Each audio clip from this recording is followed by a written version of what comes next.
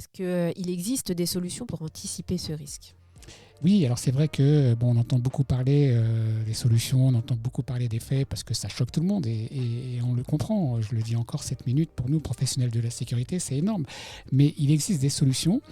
On sait que passer du cap, c'est très coûteux. On sait que c'est pas forcément évident dans ce genre d'endroit. Mais en fait, il existe aujourd'hui des solutions radio. Des solutions radio, pas n'importe lesquelles, qui sont aux normes, agréées, avec lesquelles on peut se permettre d'être efficace et rapide et donc moins coûteux aussi, et donc de prévenir en amont. Donc ça, c'est déjà un premier levier sur lequel je pense qu'on a besoin de s'y attarder. Le deuxième levier sur lequel on peut utiliser, c'est la vidéosurveillance, forcément.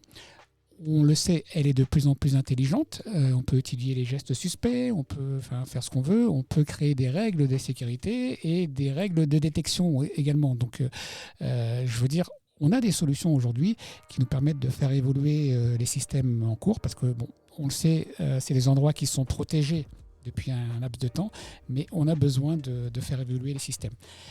Et cela nous conduit à de la rigueur et de l'efficacité parce que plus on va être rigoureux, plus on va être rapide et plus on va être efficace.